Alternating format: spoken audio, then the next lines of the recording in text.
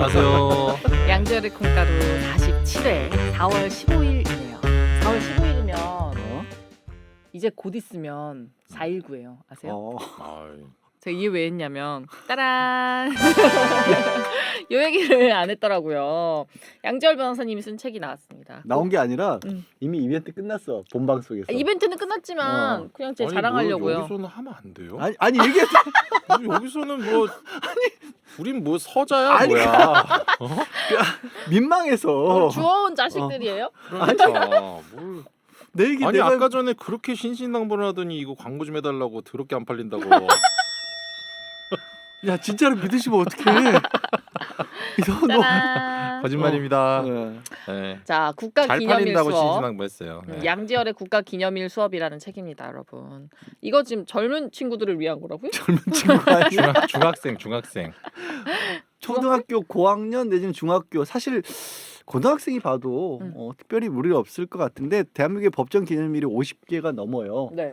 그 중에서 알아두면 기념일에 관해서 알아두면 그러니까 사회 과목이라든가 아니면 뭐 사회 과목이 아니더라도 상식적으로 뭐 4.19 뭐 좀 있으면 뭐 5.18도 돌아오고 네. 뭐 60민주항쟁도 있고 그거 말고도 뭐 성년의 날, 뭐 인권선언의 날 이런 것들이 820 많거든요. 아세요? 820? 820 뭐야? 내 내 생일? 아유 진짜 미치겠네. 왠지 그럴 것 같더라. 에휴. 근데 딱 알고 있어. 느낌이 딱 고마워요. 그런 거를 그랬거든요. 딱 정리했는데 음. 제가 교도소한테 준 이유는 그래도 명색이 시사 방송을 하는데 좀 공부 좀 해라, 공부 좀 해라. 의미에서. 네. 감사합니다. 여기 혹시 고대 나오신 분들은 안 계시죠? 고대 여기 있잖아요. 고대. 아 고대생이세요? 왜냐면 4.19 혁명을 제가 얼마 전에 배우면서 들었거든요. 고대생들이 4월 18일에 먼저 맞아. 그걸 하는 바람에 이제 고대생들은 또 4월 18일을 기념한다고 4.18 하더라고요. 마라톤을 합니다. 저희 수요일까지. 그 왜 그 궁금한 게 있습니다. 4월 19일에 하자고 모든 학교가 다 뭐 이연대 뭐 이대 뭐 동국대 뭐 서울대 다 맞췄는데 입을 맞췄는데 왜 고대가 하필이면 하루 전날 그거를 아니, 먼저 그런 시작했는지. 그런 족속들이야. 사실 그게 좀 고대생들이. 궁금했어요 저는. 아유, 물론 진짜. 그렇게 해서 뭐 피해가 있었던 건 아니지만 피해가 있은 건 아니죠. 그때 또 고대생들이 많이 다쳤다고 하고. 맞아요, 실제로. 아유 그러니까 좀 그러네. 왜 그런 거야? 근데 왜 진짜 하필 하루 너무 전에 했을까? 궁금하다. 궁금했어요. 생각해보니까 그거는 이거 준비하면서 안 찾아봤네요. 아이 갖다 버려 이거. 그런 중요한 사실도 안 들어있는데 그건 뭐 들어있어? 4.19에 뭐가 있는 거야? 보자. 또 열어보세요. 뭐 이승만에 대한 얘기가 많겠죠. 그렇죠. 4.19를 촉발시키게 된 계기들이 많이 들었는데 맞아. 우리 헌법에 민주주의 하면 또 4.19 네. 정신을 계승한다 이런 얘기도 있고 하다 보니 네. 또 공부 좀 많이 했거든요. 참 정하십니다. 그렇죠? 그래 잘했어. 앞으로도 책파 공부해. 이렇게 나만 물어볼까요? 보면 사람들이 책을 선물해. 좀 책을 봤으면 좋겠나 봐. 그리고 주시는 선물들이 하나같이 뭐 10대를 위한 4.19 혁명, 뭐 중학생이 읽기 좋은 뭐 기념일 수업, 아이, 이거- 초등학생을 위한 역사 수업 이런 걸 이거 자꾸 나 주세요. 안 주잖아. 오늘 딱 하나만 갖고 와서 왜 나는 안 줘요? 그랬더니 이거 야 중학생들이 있는 거야. 겨들송 같은 애나 읽지. 네가 이걸 왜 가져가냐? 그러더라고. 감사합니다. 저를 위한 책 선물. 선생님들이 저를 보면 이렇게 책을 많이 주세요. 저는 고등학생 때부터 선생님들한테 책 선물을 많이 받았어요. 아니 그러니까 뭐냐면 이렇게 마른 애한테 빵을 먹이듯이 아니 내가 그걸 교도소를 무시해서 그런 게 아니야. 그러면 이게 사실 팩트 체크 한번 해봅시다. 대한뉴스 출연자 중에서 책을 직접 이렇게 준 사람이 겨들송 혼자다. 아니 나 전에 저 그림책을 다 줬잖아. 그러니까. 그림책 말고 이거, 지금 이거. 자 그림책은 어린이를 위한 성인용이니까. 국가 기념일 수업을 겨들송 외에 다른 어린이에게 주었다 안 주었다. 일단 왜? 자, 방송- yes or no로만 답하세요. yes or 오늘 no로만. 방송은 결혼을 피하는 세대에 아니 관한 잠깐만. 얘기를 yes or no로만 답하세요. Yes. 다른 사람에게 줬다? 줬다? 아니 너. no? 완전. 근데 너무 충격적인 건 그 역사 선생님이라는 김재원 선생님도 10대를 위한 4.19 혁명의 책을 오직 저에게만 주셨어요. 그래서 다른 분들이 왜 우리는 안 주세요? 그러니까 이건 10대를 위한 거라서요. 예 감사합니다. 아무도 자, 이게 근데 또 불편하지 잘 않더라고요. 생각해 보면 본인의 어떤 외모를 10대로 평가했을 수도 있어요. 아유 그렇지 않아요. 그게 썩 와닿지 않는 실드야. 오늘 방송하기 싫리요? 방송하기는 싫으네요. 그래도 좋습니다. 이거 색깔도 너무 예뻐요. 제가 좋아하는 색들로. 조카 준다니까 다음 주에 갖고 와서. 나 족같이 뭐 이러는 줄 알고 저 사람이 진짜 막 나가네 이러죠. 내가 조승기가 된 뒤부터는 자꾸 그런 것들이 그런 그렇게 일로 들리죠. 들려. 아유, 이런. 깜짝이야. 자, 여러분 국가 기념일 수업 아이를 키우시는 분들이거나 혹은 뭐 조카에게 선물하고 싶으신 분들 혹은 지능이 한 저랑 비슷한 것 같다. 내가 겨들송 정도는 상식이 있다 하시는 분들은 국가 기념일 수업을 추천드립니다. 왜 내가 이렇게 선물을 줘놓고 내가 이렇게 뭔가 뭐 잘못한 것 같은 느낌이 들지? 아니 너무 좋아요. 음. 글씨 크기도 크고 이렇게 술술 읽혀 되게 쉽고 색깔도 되게 컬러풀하고 너무 네. 좋습니다. 아무튼 네. 제일 먼저 받은 감사합니다. 거예요. 책을 써보지 않은 사람들은 네. 저도 물론 안 써봤지만 이게 책을 쓴다는 게 얼마나 힘든 일인지 모르실 거예요. 저는 논문을 본인도 모르시잖아요. 아니 모르는데 그래 모른다고 했잖아. 내가 뭐 안다 그랬나? 그런데 논문을. 저도 논문을 네. 그래도 몇백 페이지짜리를 썼으니까 진짜요? 저 이래봬도 석사예요. 아, 네, 그럴 수 있어. 박사까지는 뭐가? 지난주부터 밀고 있어요. 그럴 수 있어, 그럴 수 있어. 근데 이게 어. 어쨌든 뭔가 인용이 오면 각주를 꼭 넣어야 되고, 출처 밝히기. 네, 그 와중에 내 생각과 어떤 그런 걸 동원해서 이렇게 글을 쓴다는 게 정말 쉽지 않아요. 정말로. 그래서 맞아. 저는 진짜 논문 딱 쓰면서 야, 내 생에 내가 진짜 책을 쓸 일은 절대 없겠구나라는 생각을 했는데 영 변호사님은 지금 이게 몇 번째 번째예요, 책이에요? 지금 이게? 이게 몇 번째예요? 15번째. 와, 이거는 왜 정말 그러는 거예요? 왜? 존경스럽다. 왜 그러는 거예요? 왜 이렇게 자꾸 책을 쓰는 거예요? 왜? 인세가 많이 나와요? 아니야. 이거 말고 뭐가 있어? 책 쓰는 아니야. 게. 진짜. 어? 인생에 왜 이렇게 막 남 좋은 일을 많이 해요? 이유가 뭐야? 배워서 남주자. 뭐야? 배워서 남주자. 그러니까 이러니까 양지열교가 탄생을 하고 진짜 이렇게 저 같은 신병자들이 생기는 거거든요. 신병자들이래. 신봉자들. 신병자? 야 지난 성정씨 아니야? 제임스의 여파가 이렇게 길게 가냐? 아유. 양지열교. 너무 좋습니다. 아니야. 다른 이유가 있는데 음. 뭐 굳이 방송에서 구구절절히 말씀드릴 것까지는 없고 음. 오늘 얘기하자. 방송하자. 알겠습니다. 저희 오늘 방송은 아니 결혼을 피하는 요즘 세대. 이 주제는 사실 너무 슬픈 주제예요, 진짜로. 왜 슬퍼요? 갑자기 오늘 저희가 사연을 하나씩 고르잖아요. 사연을 누가 올렸는데 그 커뮤니티 인터넷 커뮤니티에 사연의 요지는 그런 거예요. 결혼을 꼭 해야 되냐라면서 네. 그 질문을 올렸는데 그 질문을 나는 요즘 세대가 정말 다르구나라는 느낌이 뭐였냐면 본인이 예를 들어서 회사를 몇 년 동안 다니면 벌 수 있을 것으로 보이는 수입이 얼마쯤 될 것 같고 네. 근데 그 와중에 집을 마련하고 또 결혼을 해서 뭐 아이를 키워가면 어느 정도가 필요할 것 같고 뭐 재수 없어서 이혼을 하게 되면 요즘 위자료도 몇 천만 원씩 줘야 된다더라. 근데 이 와중에 내가 꼭 결혼을 하는 게 현명한 선택인지 모르겠다라는 글을 구구절절히 올린 거야. 맞아. 그래서 보면서 아니 그 글의 가장 큰 주제는 뭐냐면 내가 돈을 벌고 상대방도 돈을 버는 뭐 그런 상황에서 어쨌든 내가 상대방을 내가 버는 돈보다 더 이제 뭔가를 해줘야 될 가능성이 50% 이상인데 네. 왜냐하면 자기가 이제 남자고 돈을 벌고 여자가 돈을 안 벌 가능성이 더 높다고 본 거죠. 그런 상황에서 내가 지금보다 더 어떤 나은 삶을 살 수 있겠는가? 그게 이제 주제인데 사실 거기 댓글들을 보면 뭐 맞다 이런 주제인데 저는 무슨 생각을 했냐면 그런 생각을 하고 있는 자체가 결혼을 할 수가 없는 사람이에요. 맞아요. 그 사람의 마인드는. 사실 결혼 전부터 실제로 결혼 생활을 하다 보면 그런 생각 들거든요. 그리고 그런 생각 충분히 할 수도 있고 근데 그런 생각을 결혼 전에 하면 결혼을 못 해요. 그러니까 실제로 그런 상황을 정말 객관적으로 그냥 짧게 딱 보여주는 사례가 내가 저번에 아마 말씀드렸던 것 같아요. 내가 만약에 500을 벌고 내가 남자예요. 내가 500을 벌고 여자가 300을 벌어요. 그럼 과거에는 우리가 결혼을 하면 우리는 월 800을 번다. 아싸. 이렇게 생각을 하잖아요. 요즘은 내가 500을 벌고 네가 300을 벌면 우리가 결혼을 하면 각자 나누면 400씩인 거야. 그럼 난 내가 500을 버는 것보다 100을 더 적게 버는 것과 마찬가지인 거야. 라고 생각을 하는 거예요. 계산을 그렇게 해? 네. 그러니까 우리 둘이 결혼을 했으니까 우리가 버는 건 800이야가 아니라 우리 둘이 결혼을 하면 난 500을 벌고 네가 300을 벌면 결국에 이걸 반으로 나누면 400, 400이 되잖아요. 내가 손해인 거예요. 그러니까. 에이? 그렇게 근데 따져서 이게, 결혼을 안 한다고 해요. 이런 진짜요? 네. 근데 사실 신기하죠. 중요한 건 이 말이 완전히 틀린 게 아닌 게요. 한 1년 동안 같은 돈을 벌었어요. 500과 300. 그러면은 800을 이제 9,600을 번 거잖아요. 근데 중요한 건 같이 밥을 먹고 뭐 돈을 따로따로 뭐 어디 가서 카드를 긁고 했겠지만 그 돈은 이제 공통 통장에 모아서 같이 썼다면 그러면은 뭐 1년 동안 한 6천을 소비했다고 봐요. 그러면 3,600이 남았죠. 그거를 그러면 이제 5대 3의 비율로 생각하기는 사실은 부부가 쉽지 않잖아요. 근데 이게 1년 단위면 모르겠는데 10년이 그렇게 흘렀어요. 근데 와이프가 나는 3만, 남편이 나는 5 이렇게 주장하기가 쉽지 않고 그렇지. 실제로 그런 주장을 하더라도 그렇게 받아들여지지 않을 가능성이 높거든요. 법원에서 네. 만약 이혼을 한다고 치면 제가 했던 이혼 사건 중에 어떤 게 있냐면요. 결혼을 하고 이제 애가 없는 상황에서 이제 이혼을 앞두고 있었던 분이었는데 서로 이제 와이프분이 어떤 자기가 돈을 더 많이 버는 상황이었어요.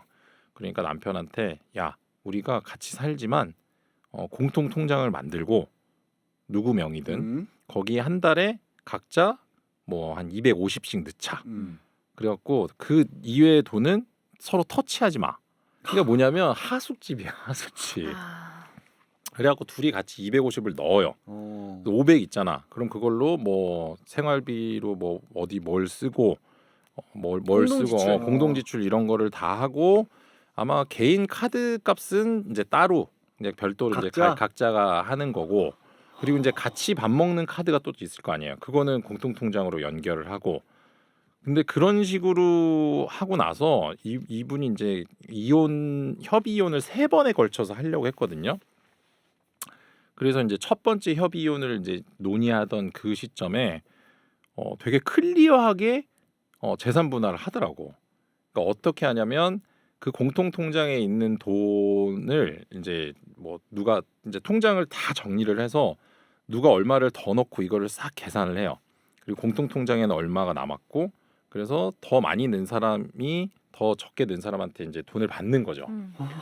근데 거기에 진짜 어떤 것까지 있었냐면 그 집의 명의, 그러니까 대출 명의가 와이프 명의였어요. 보증금을 뭐 한 몇 억을 대출 받은 것 같아. 거기에 부과되는 이자 있잖아요.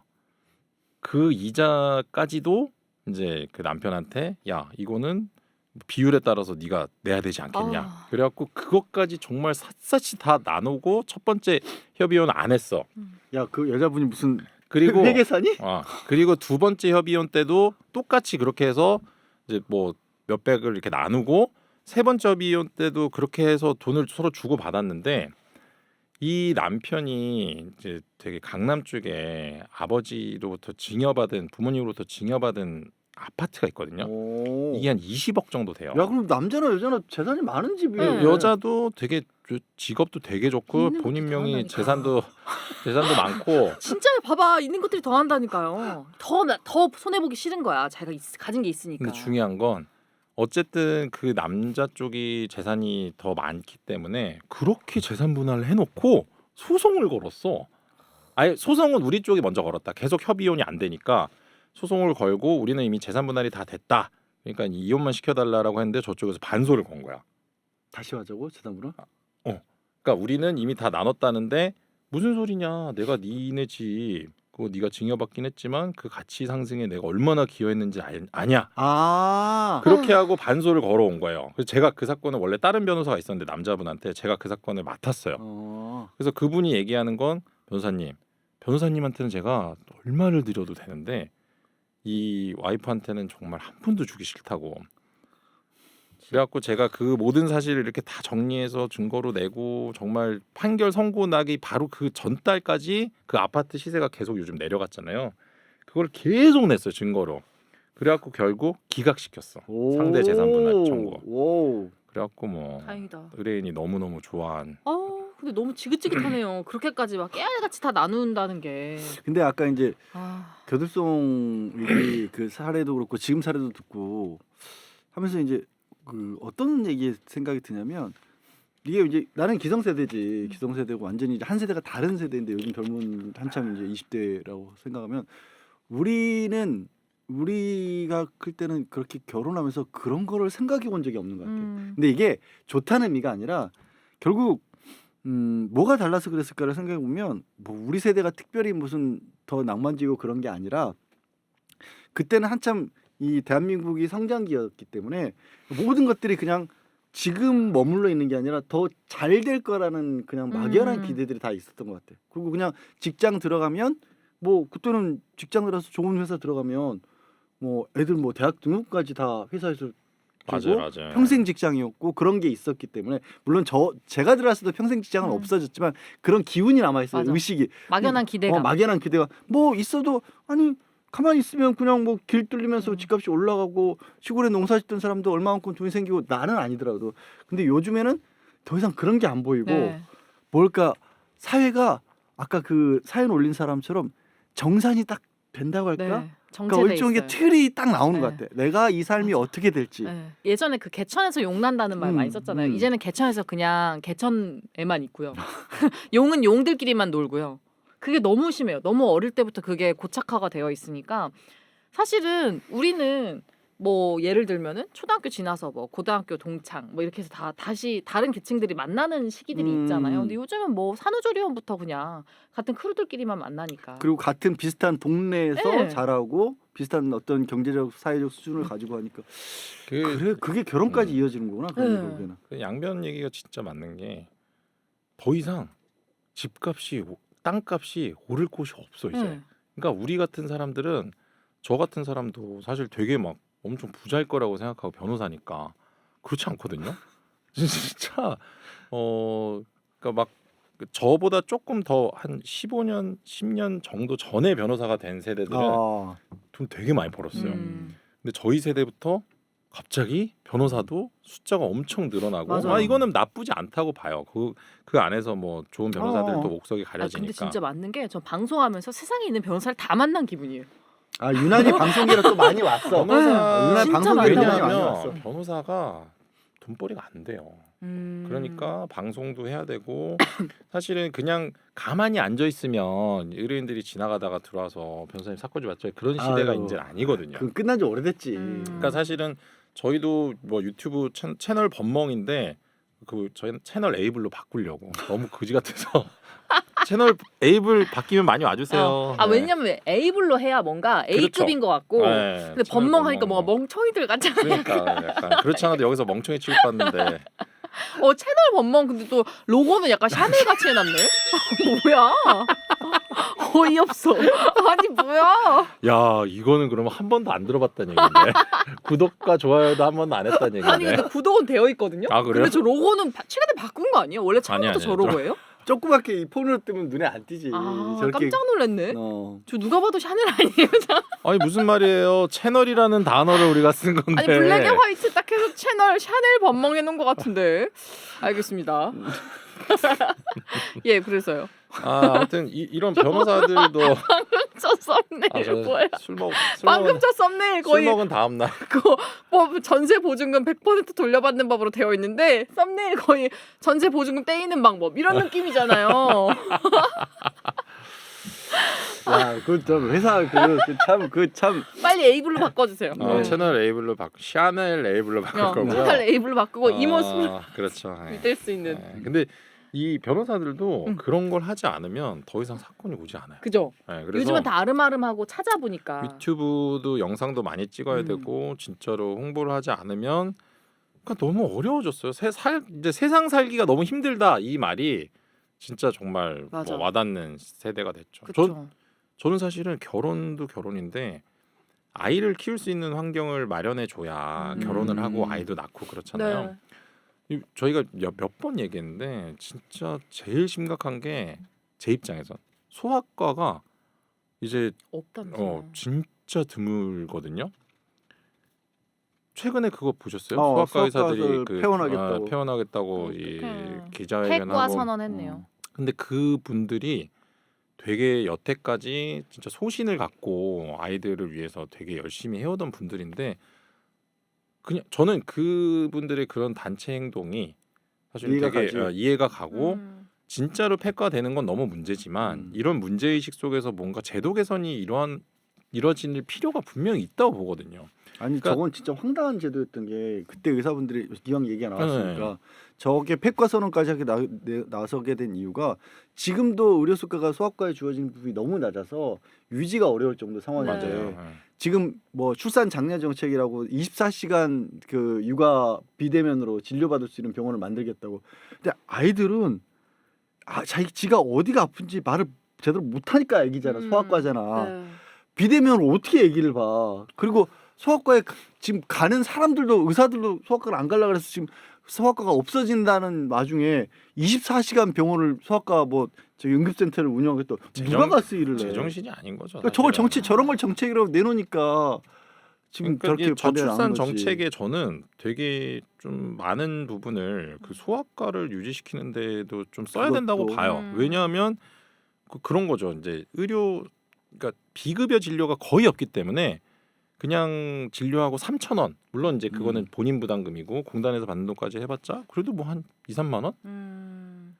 그거를 궁금한 게 네. 그러면 그렇게 하면 안 돼요? 그 이 의사들이 그러니까 다른 진료 과목의 전문의더라도 소아과를 함께 병할 수 있게? 근데 그런 그거는 허락을 해줘도 안 하는 게 응.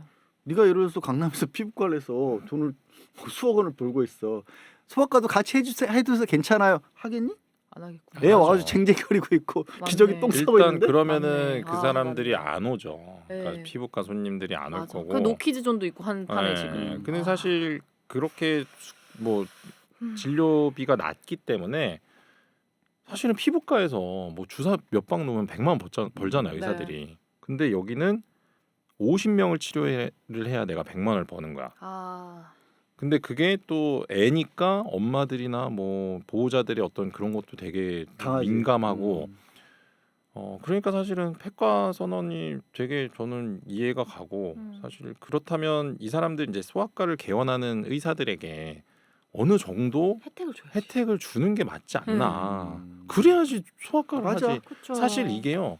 어떤 사명을 갖고 어떤 일을 한다는 것이 본인 선에서는 가능한데 이 사람이 이제 가정이 생기고 누군가를 부양해야 하고 그런 상황이 되면 사실은 본인의 어떤 소신만 갖고 되는 게 아니에요. 그렇다면 지금 이런 소신을 지키기 위해서 사실 저는 그렇게 생각해요. 소아과를 선택했다는 것만으로도 되게 그게 우리나라에서는 아이러니한 얘기일 수 있는데 그러니까 전 세계적으로는 아이러니할 수 있는데 우리나라에서는 그 사람이 굉장히 소신을 갖는 거라고 평가해야 되거든요. 왜냐하면 맞아, 돈을 맞아. 못 버는 건데 맞아. 그렇다면 그런 소신 있는 사람에게 어느 정도 물질적인 보상이나 지원이 있어야 그 사람이 소신을 지켜나갈 수 있는 거잖아요. 사실 그렇게 따지면 그러니까 많이들 정말 최근에도 그렇고 뭐 지난번에도 뭐 저출산 대책 사실 0.78이었거든 지난해. 진짜 그러니까 인구 증가율이 줄어들고 있는 거예요. 줄어들고 있고 더 황당한 건 인구 자체가 확 줄어드는 게 아니라 확 줄어들지 않아 인구는. 왜냐하면 고령 인구는 오래 살기 때문에 그쵸. 겉으로 전체 숫자는 유지가 되는 거야. 근데 이제 아이들은 줄어들고 벌써 뭐 그런 얘기 들어봤지. 벚꽃 피는 순서대로 대학들이 없어지고 있다고. 아이고. 그러니까 수도권에서 먼 곳일수록 굳이 내가 거기 대학 안 간다라고 그 하니까 밑에 지방일수록 밑에 지방일수록 쭉쭉쭉 없어지는군요. 없어지고 있고 그게 어디로 올라가냐면 또 그 중소기업들 네. 이것도 사실 주 69시간 노동할 때 나 그 얘기도 하려다 말았는데 지금 중소기업들은 일할 사람이 없어. 없어요. 없어요. 일할 사람이 없어. 막상 요즘 식당들도 가면 주문 받는 거 그냥 키오스크 네. 테이블에도 많이 놓잖아. 그거 쓰기 싫어서가 아니라 사람이 없어. 알바가 없대요. 알바가 없어. 없어요. 그래서 난리거든. 근데 그 와중에 그럼 어떻게든지 아까 얘기했던 걸 이어가자면 내가 어떻게 보면 청년기를 보냈을 때와는 기대할 수 없더라도 뭔가 좀 나라 전체의 희망 미래 젊은 층에게 그걸 주지 않는 한 탓할 수 없는 상황인 거지 그러면 결국에는. 그래서 중국에 제가 그 기사도 보냈잖아요. 외국에서는 연애하라고 꽃구경하라고 방학을 막 열어주고 그런대요. 중국에서 그러니까 그랬다. 중국에서 그 말이 너무 웃긴 것 같은데 어떻게 보면 그 방법밖에 없을 수도 있어요. 그러니까 애들이 중국이 우리나라보다 조금 더 그게 빠르잖아요. 이런 세태가. 그래서 결혼을 안 하는 건 당연하고 뭐 애도 당연히 안 낳고 중국도 엄청 심한 중국이 거예요. 지금 되게 심해졌다. 아, 네. 그래? 그러니까 원래도 거기는 저출산 정책이 있었잖아요. 애초에 그러니까 이제 그게 당연해지고 집집마다 한 명씩 아이가 있는 게 당연해지는 순간들이 오잖아요. 그러다가 애가 없어도 그냥 내가 행복한 순간들이 더 많아지니까 이제 아무도 낳지 않아지고. 그게 되게 웃긴 게 그 얘기더라고요. 애가 하나씩 자라다 보니까 아까 말했던 이제 사회의 변화도 있지만 애 개인의 입장에서 봤을 때도 내가 결혼하기 전까지는 부모님으로부터 양쪽으로 돌봄을 받는 거잖아. 그러다가 막상 결혼을 해서 그렇게 컸는데 내가 애를 어떻게 키워? 그러니까 그럴 만한 그 어떤 준비가 안 되는 거지. 맞아요. 뭐 여자가 됐든 남자가 됐든 덜컥 야 홍 PD 장가가기 힘들겠다. 너 새끼 네. PD 우리 새끼 PD 우리 결혼하지 말자. 아니 근데 새끼 PD 같은 경우는 괜찮을 것 같고 저 세대까지는 이제 내 새끼 내 새끼 세대부터는 너 아들이지? 예, 아니야. 진짜 근데 쉽지 않을 진 수 있어요. 변호사님 아이는 너무 이뻐가지고 금방 결혼할 것 같아. 여자애들 금방 채갈 거예요. 그런가? 야 그렇다면 뭐 요즘 그것 가지고 또 그렇다고 이쁘다고 잘생겼다고 채가지도 않잖아. 그래요? 그거 네가 알지 나한테 난 물어본 거야. 근데 이쁘지만 못 채가지고 있는 사람인가? 전 안 예쁜가 봐요. 아무도 안 채가요. 저는 그냥 이렇게 혼자 살다가 심지어 저희 엄마도 저에게 추천을 해줬어요. 난자를 얼리는 게 어떠니?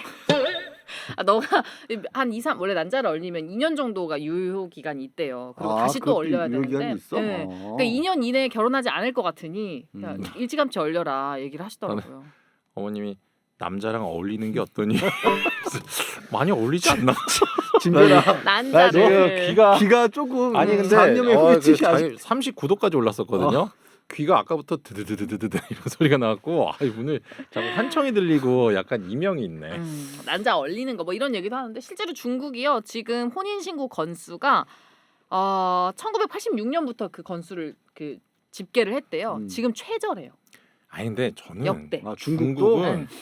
중국은 진짜 실패한 게 출산 정책이라는 게 사실은 이제 선진국 모형이 있잖아요. 네. 이렇게 막 올라가다가 어느 순간부터는 가라앉지. 내리막을 걷는데 중국도 사실은 개방하면서 당연히 이제 인구수가 얼마예요. 이 나라가 선진국이 당연히 될 수밖에 없는 나라인데 그 이전부터 저출산 정책으로 아이 낳는 걸 제한을 가해 버리니까 사실은 이 정점까지 올라가는 선까지 못 간 거죠.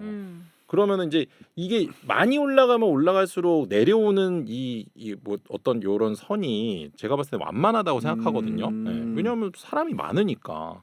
그럼 결혼해서 한두 명씩만 낳아도 내가 애가 8명이야. 그리고 저쪽도 8명이야. 그럼 얘네들이 결혼해서 한 명씩만 낳아도 어느 정도는 이렇게 유지가 되는데 그러니까 너무 갑자기 확 줄였던 것 같아요. 그러니까 이게 이제 작년은 정책으로 뭔가를 할 수 있는데 제한을 정책으로 해버리니까 약간 어떤 자연의 섭리에 역행하는 그런 제도였기 때문에 이런 실패가 오지 않았나. 사실 비슷한 맞는 것 얘기를 같아요. 우리의 그 인구 구조에 대해서 분석하는 분들도 계셔. 우리도 이제 출산 산하 제한 정책을 90년대 초까지 썼잖아. 네.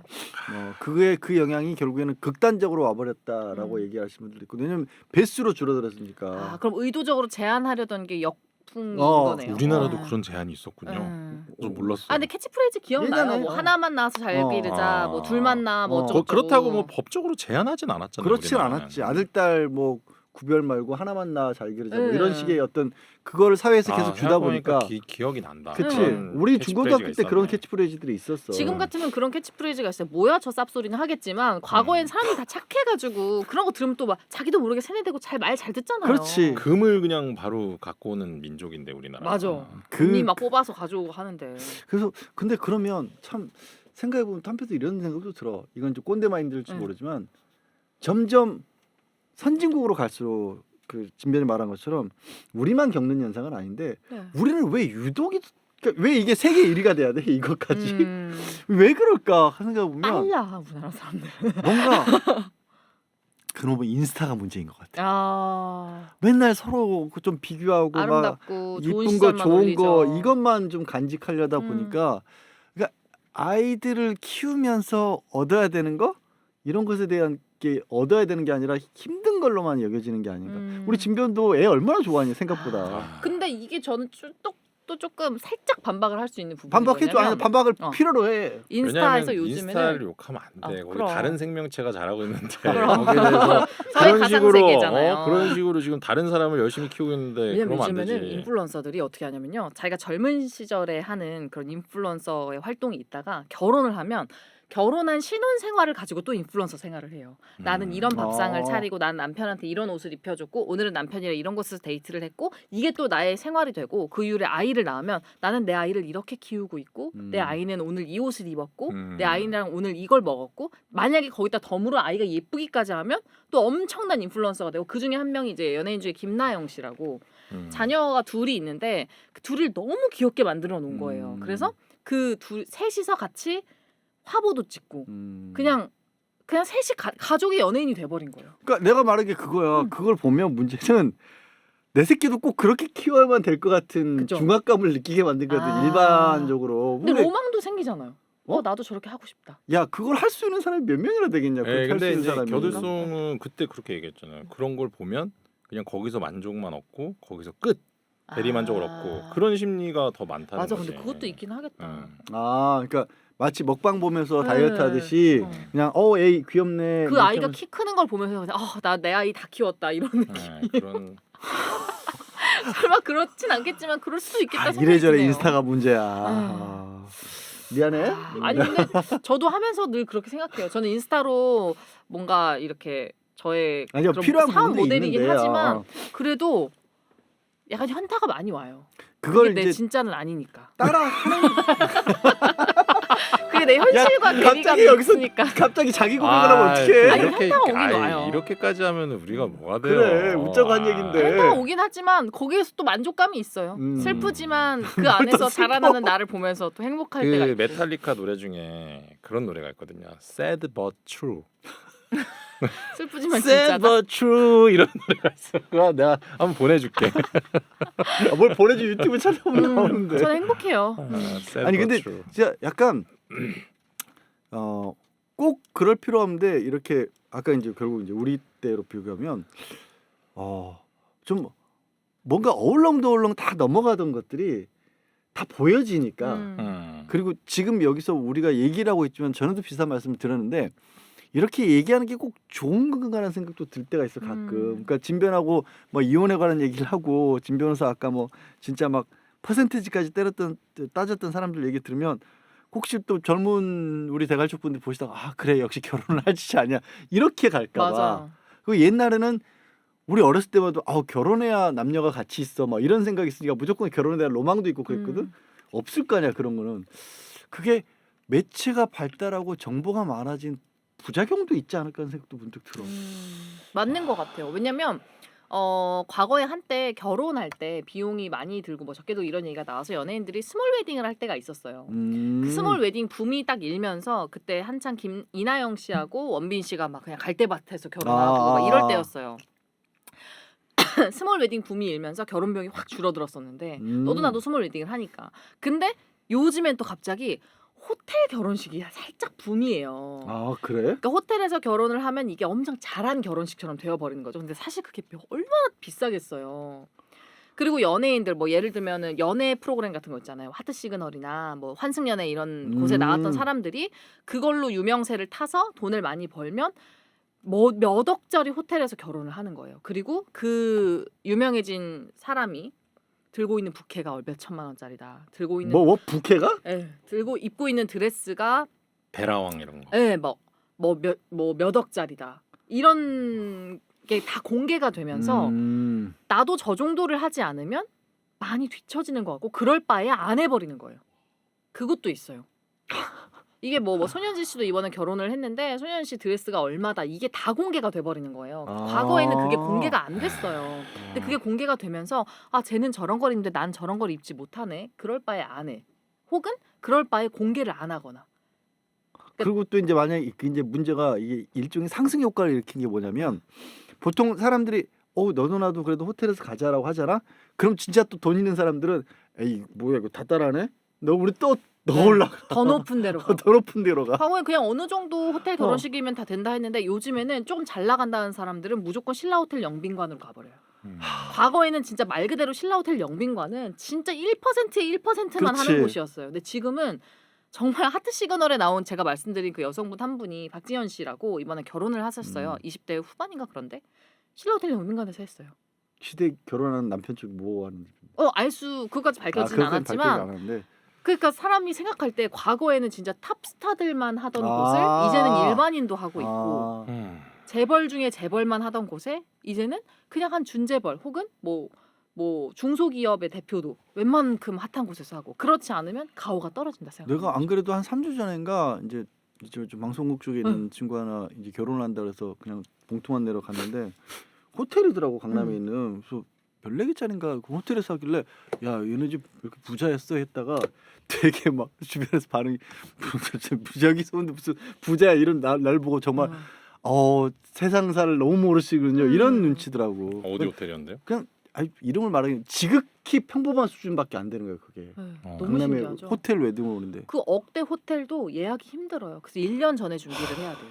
근데 저는 결혼할 때 저런 돈이 너무 아까워서 그치. 당연하죠. 진짜 쓰기 싫었어. 네. 그래서 저는 되게 그냥 평범한 데서 했는데 물론 뭐 그런 것도 아니었지만 이제 주변에 되게 호텔에서 결혼식하고 하는 애들 보면 그러니까 이게 이제 또 초대받아서 가는 사람도 내가 사실은 제 결혼식 때 걔가 한 10만 원 냈다고 쳐요. 갔는데 여기 밥값이 인당 10만 원, 15만 원이야. 근데 내가 우리 와이프랑 같이 갔는데 과연 얼마를 내야 되나. 쟤한테 받은 10만 원만 내도 될 것인지에 대한 고민을 하게 된단 있어요. 말이야. 요즘에 커뮤니티에 의외로 되게 많이 오는 게 맞아요. 그거야. 지난번에 한 번은 또 화제가 됐던 게 딱 진변 얘기야. 얘가 나를 가볍게 여기는 걸 거야. 사연이 올라왔어. 아, 내 지금 결혼식에 밥값이 9만 원인가 그랬는데 와이프까지 데려가서 10만 원 내고 밥을 먹었어요. 이 사람과 인연을 유지해야 될까요? 이렇게 내가 보면서 야 요즘 참 젊은 층은 다 네. 별걸 다 따진다면서도 또 하는 입장에서는 아니 그럼 밥값만 18만 원 썼는데 지는 10만 원 내고 가버리면 난 마이너스 결혼식 한 게 되잖아. 네. 그렇게 따질 수밖에 없는 게 과거랑 축의금의 기준이 많이 달라진 게요. 제가 20대 때는 축의금이 기본 5만 원이었어요. 그러니까 맞아. 내가 정말 친한 친구 정도와 혹은 그냥 정말 친한 친구는 아니더라도 그냥 나의 친구의 결혼식은 최소 5만 원 정도, 최소에서 최대 그냥 기본 5만 원. 근데 요즘엔 기본 10만 원부터예요. 왜냐면 밥값이 말씀하신 것처럼 9만 원, 10만 원이 돼버리니까 적어도 마이너스는 안 되게 하려고 그냥 10만 원 호텔 결혼식이면 일단 10만 원 내는 거예요. 내가 간 그 결혼식에 내 이름이 있는 명패가 있기만 하면. 야, 나 그럼 10만 원 내가 밥 안 먹고 왔으니까 괜찮은 거겠지? 그건 괜찮은 거죠. 괜찮은 그 요즘에 그런 것도 있어요. 모바일 청첩장이라고. 맞아 맞아. 사실 모바일 청첩장을 받으면 안 가도 되잖아요. 근데 안 가면 5만 원이라도 내요 저는. 안 가면 5만 원, 가면 10만 원. 친하면 물론 더 배. 모바일 청첩장만 받으면 안 가도 돼요? 뭐예요, 그게 그건? 꼭 네가 와줬으면 좋겠어라는 사람은 그 사람한테 밥을 사면서 결혼 소식을 알려요. 나는 아 모바일로 줘도 돈 다 보냈는데. 돈은 다 보내죠. 그래서 아. 5만 원이라도 보내고 아니 결국 이렇게 따지는 게 많아지고 할 게 많아지고 네. 또 아까 얘기했던 허리 것처럼 허식이 많아졌어. 애들 키우면서도 나는 애들 키울 때 드는 비용도 잠깐만, 보면 갑자기 축의금 얘기를 하니까 내 예전 사무실에 있던 대표가 가족들을 4명을 집까지 4명을 끌고 와서는 대표인데 축의금 10만 원 내고 4명이서 밥을 다 처먹고 가더라고. 그러니까 이렇게 된다니까 그게 서운해요. 아니 근데 나는 다른 사람이었으면 모르겠는데. 그렇지 그건 아니다 예의가 아니다 그건 좀. 진짜로 너무 충격이었어. 그럼 만약 진짜. 대표가 아니라 동료였으면 괜찮았을 것 같아요. 동료도 싫을걸요? 동료는 콜. 괜찮아. 정말? 동료는 콜. 근데 그 대표 진짜 짠났던 게 그때 신입 변호사가 3명이었는데 우리한테 2명, 오기 전에 나랑 같이 일하기 나머지 전에 2명은 저기야 자기 대학교 아니 고등학교 후배들이었거든. 걔네들한테 50만 원씩 냈어요. 야 그건 진짜 그리고- 짜증이다. 그리고 결혼식도 안 갔어 두 사람 건. 근데 왜 그래? 왜 준 변호사님한테만? 그러니까 그만두고 나왔지. 짜증나고. 잘했네 그거는. 자, 아무튼 이게 얘기하세요. 뭐 따질 게 키우는데 뭐 많아져서 그러니까 어쩔 키우는 수가 없어요. 아까 결혼식도 그렇고 애들 키우는 것도 보면 엄두가 안 날 것 같아. 아까 네가 말한 것처럼 인스타에 막 그렇게 올리면 이 엄마들이 또 하나씩만 키우니까 조금 이제 예쁘게 해주고 애들 싶지. 크고 나서는 다 그런 얘기야. 다 소용없더라라는 얘기를 하는데 결혼을 준비하는 입장에서는 보면 이렇게 해야 되는 건가라는 생각이 들게 만드니까. 맞아요. 더 진짜 이게 인스타뿐만이 아니라 드라마나 이런 곳에서도 이걸 조장하는 게요. 더글로리에 나온 멘트가 있어요. 그 시어머니가 아. 박연진 아이한테 옷을 입혀주면서 우리 애기 퍼스트 구찌예요 하면서 옷을 아. 입혀줘요. 근데 그 장면이 엄마들 사이에서 화제가 돼서 구찌에서 애기 옷이 나오네 안 나오네 그거를 사네 안 사네 난리가 난 거예요. 진짜? 아이고야 미치. 그러니까 원래부터도 명품 그 의류에서도 아기 옷이 나왔지만 그게 한번 그런 유명한 드라마를 통해서 공개가 딱 되니까 이제 그 정보가 모든 이들에게 퍼진 거예요. 거기서 시어머니가 그러잖아. 뭐 한 달밖에 못 입힐래 이걸 왜 입히냐고 생각하겠지. 그런 생각을 하니까 네가 뭐 떨어지는 네. 거야라고 하면서 저 사람 잘라 이러잖아. 네. 그러니까 이게 사람들이 너무 그런 매체에 동화가 돼가지고 시어머니를 비난하는 게 아니라 시어머니가 그걸 동경한다니까요. 그래? 한 달짜리라도 입혀야 되는 거 이렇게 가버리는 네. 것 같아. 제정신 집단 정신병에 걸린 거예요. 음. 이거는 진짜 말도 안 되는 세상이 된 거죠. 그러니까 그걸 보고 있으면 저는 그런 모습을 다 보고 있잖아요. 또 이렇게 그런 세상 돌아가는 걸 빨리빨리 듣게 되니까 아이를 낳고 싶지 않아져요. 나는 그렇게 해줄 자신이 없으니까. 근데 중요한 건 우리가 얘기하잖아요. 그렇게 안 해도 돼요. 근데 진짜. 요즘은 네. 그게 아닌 그 세대라는 게 있잖아. 음. 그러니까 우리가 그렇게 안 키웠다고 다른 그러니까 그 얘기는 좀 해줘야지. 젊은 층들이 그 얘기 해줘야 되는데 맞아, 저 말이 딱 맞아요. 뒤처질까봐라고 피디님이 얘기하시는데 뒤처질 바에야 참가를 안 하는 거예요. 그러니까 참전을 안 해버리는 거예요. 내가 이 전쟁에 들어가서 괜히 뒤처지고 그런 들러리나 쓰느니 그냥 그 전쟁에 들어가지 않아 버리는 거예요. 그러니까 이제 제가 생각했을 땐 남자 입장에서 뭐 되게 자유롭게 살잖아요. 남자들은 이제 여자분들 같은 경우는 이제 여성이고 딸이라는 그런 신분 때문에 되게 늦은 나이까지 부모님 밑에서 이렇게 보호를 받고 사는 경우가 그래도 남자보다는 상대적으로? 상대적으로 많잖아요. 남자분들 안 그래요. 어느 정도 되면은 그냥 다 나와요. 집을 나와서 진짜 이렇게 얘기하면 또 너나 그렇게 살았지 뭐 이러는데 진짜 개처럼 살거든요. 막 술 먹고 놀러 다니고 막 근데 그러다가 갑자기 이제 결혼을 덜컥 딱 하면 그런 모든 생활이 그냥 싹 사라지는 거거든요. 그거를 계속 하면서는 결혼 생활이 유지가 안 되니까. 그렇지 미친놈이지 네. 그거. 그러면 그것에 대한 어떤 그 동경 그리고 어떤 추억 이런 괴로움이 있어요. 근데 그거를 상쇄시킬 정도로 어떤 아이와 그리고 또 와이프와의 그 신혼생활 뭐 혼인관계도 더 좋은 중요하지. 중요한 부분들이 있고 특히나 이제 내 아들이나 딸을 낳아서 키우고 그 아이가 보여주는 어떤 그런 모습들 네. 내 아이잖아요. 그리고 내가 이 세상에서 없어지더라도 어떤 나의 뭔가가 남아있다는 그런 것도 있고 저는 그래요. 그리고 사실 제가 이제 46인데 제 주변에 결혼하지 않은 제 친구나 뭐 형님들 아니면 뭐 여성분들이라든지 사실은 이제 와서 결혼하기는 되게 힘든 나이대가 되신 분들이 있거든요.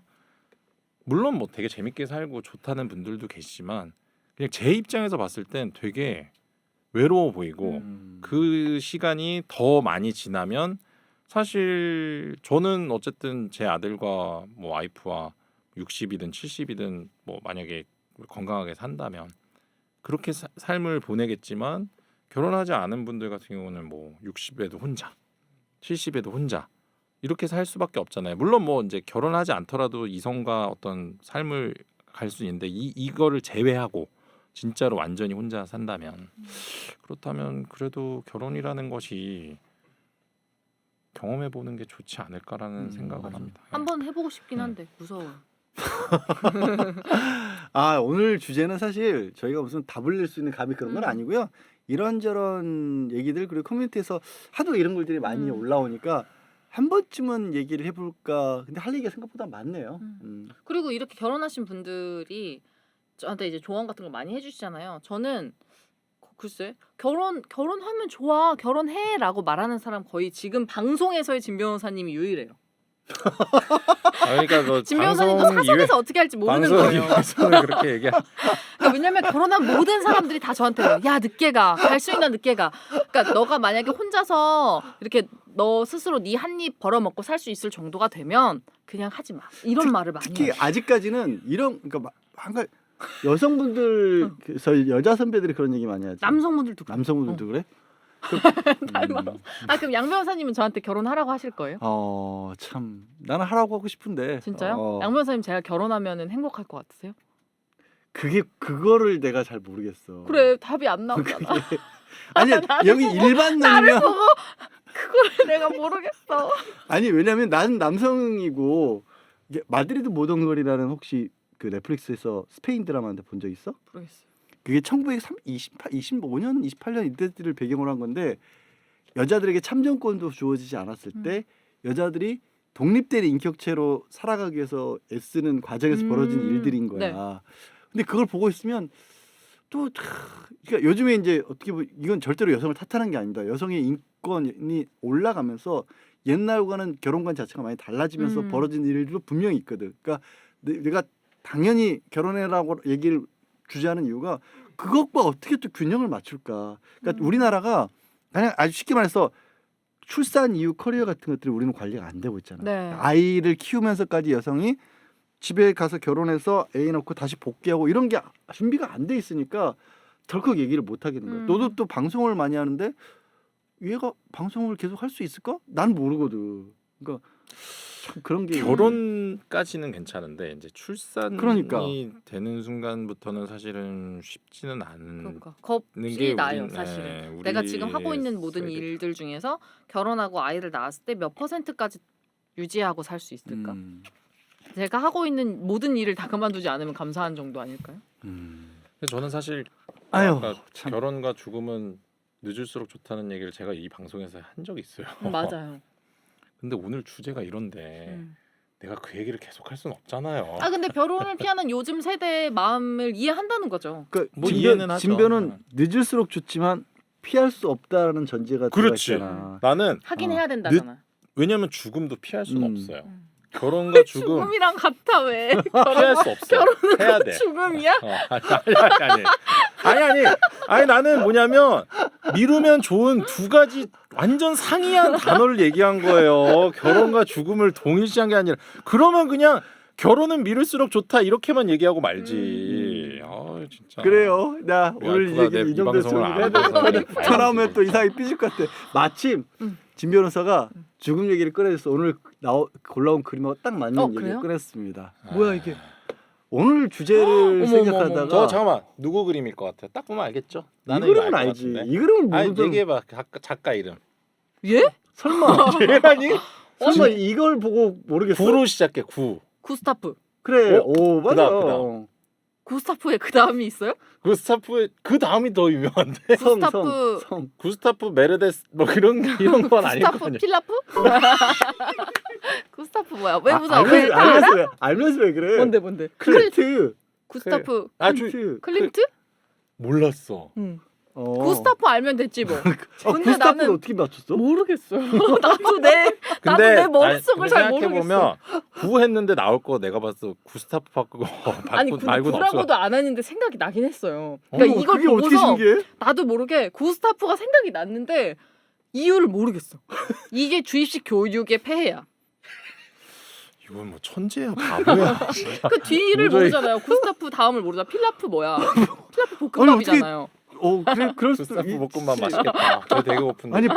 보통은 클린트는 알아도 구스타프를 모를 수 있는데 그래요? 구스타프 볶음밥 무슨 맛이에요? 모르겠어. 구스타프 필라프. 뭔가 볶음밥 같은 느낌이. 그러니까 구스타프 클림트 제일 유명한 게 그거잖아요. 뭐요? 키스. 키스. 나 사랑이라 그러. 나랑 하나 차이라니까. 사실 구스타프 클림프의 유명한 그림이 뭐냐고 얘기하기 민망할 정도로 작품들이 많긴 한데 아 저 노란 거. 구스타프는 노란 게 아니라 이제 금박을 바탕으로 그림을 많이 그려서 유명한 것 중에 하나인데요. 이 그림은 드물게 회색으로 그림이 배경을 이루고 있죠. 금박으로 그렸다는 게 무슨 말이에요? 노란색 저게 금박인 거예요. 금박으로 진짜 그린 거예요? 금박도 섞였어요. 니까 금박을 쓰기도 했어요. 뭐야? 아유 참나 조금 늦게 해 알았지? 너무 빨리 갈구면 안 돼. 아, 뒷골대기가. 천천히 갈궈야지. 자, 이 얘기를 끝까지 듣고. 약간 애들 키우는 이 느낌이죠. 그림의 제목은 죽음과 삶입니다. 아. 물론 이 그림을 두고 해석을 여러 가지로 근데 해요. 결혼 죽음과 결혼일 수도 있겠는데요. 삶이 결혼이니까. 그렇죠. 조용히 하고 있을까요? 아니야, 정확한 해석이에요. 이 그림을 보고 되게 불쾌한 표정이었어.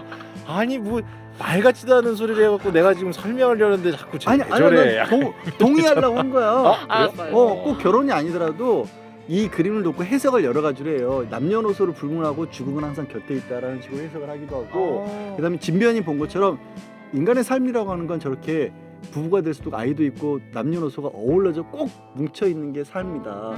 죽음은 혼자 떨어져서 외롭게 있는 것이다. 이렇게 얘기를 하기도 해요. 또 오늘 주제에 비춰 본다라면 사실 아까 진 변호사가 그 얘기도 했죠.